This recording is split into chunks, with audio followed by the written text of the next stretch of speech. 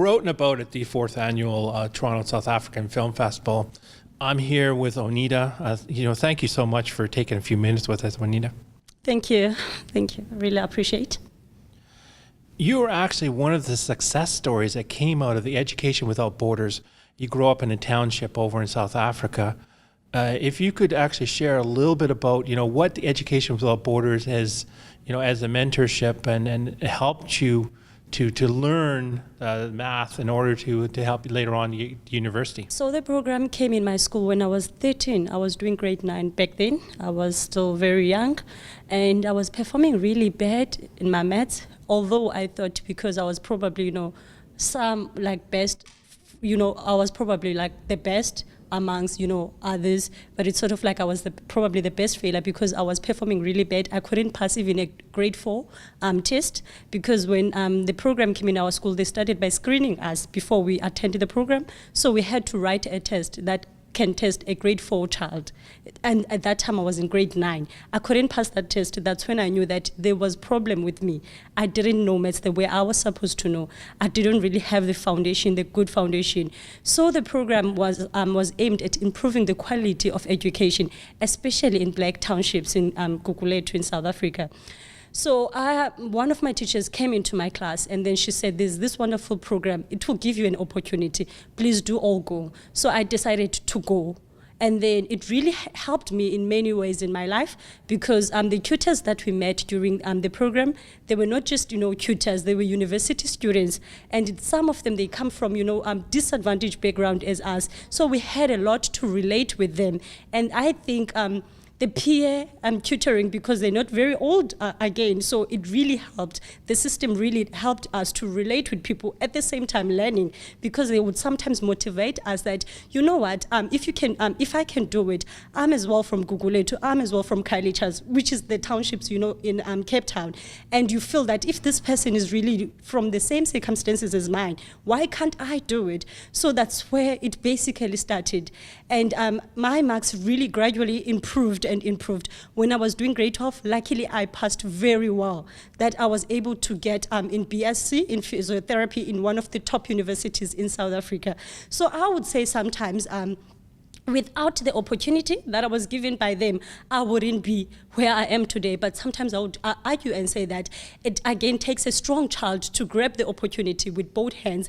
And then I had to be that strong child because sometimes it was not easy. It was not easy to go, and probably they have told you, in a previous interview, that there was a lot of dropouts. There's a lot of students that we missed.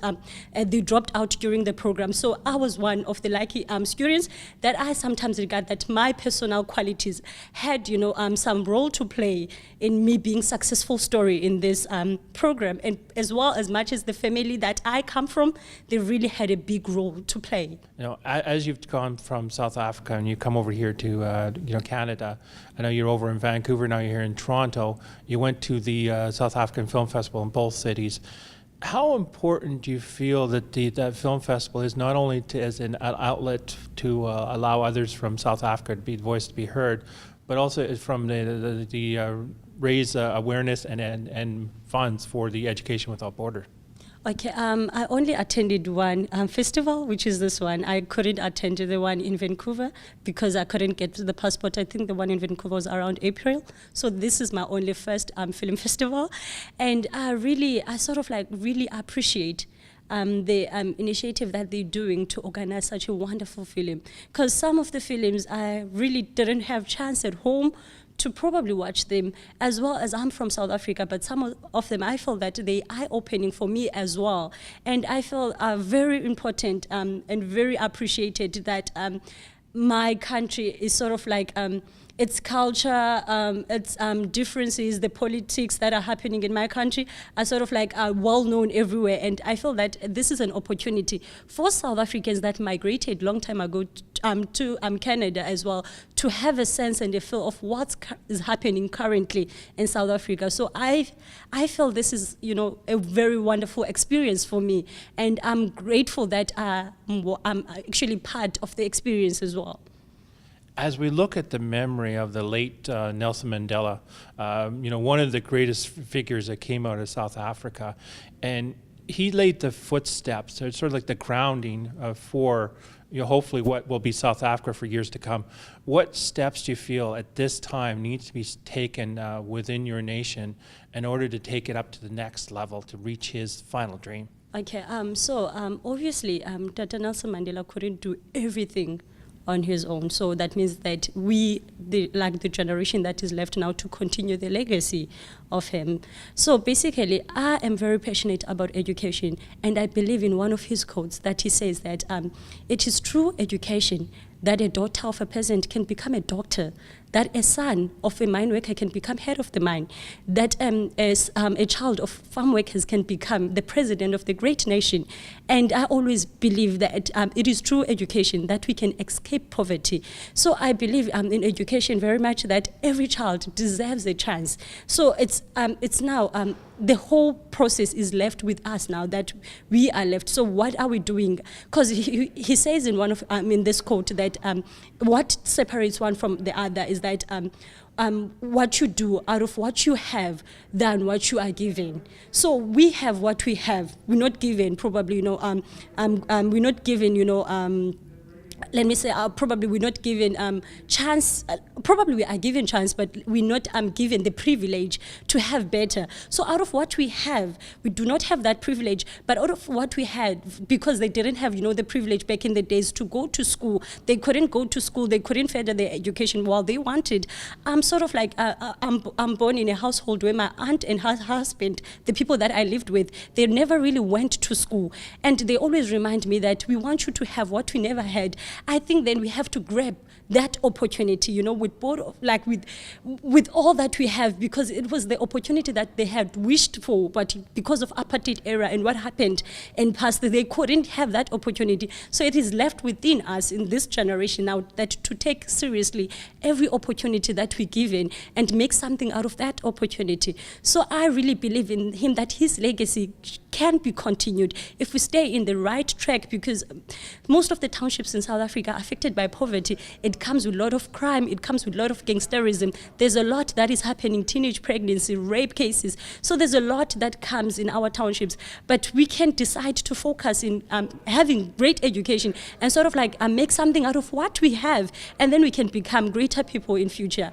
I'm a very hardworking individual, and I sort of like, I strongly believe that in future I'll be someone who's great, and with that belief, I sometimes feel that faith is what keeps us going sometimes, that you don't know what's going to happen, but you still have hope, you still have faith, and that keeps you going. I never knew when I was born, when I arrived to Cape Town in that shack, I never knew that I was going to stay in that shack, but I knew for sure that I'm going to escape that poverty, I'm going to escape that shack.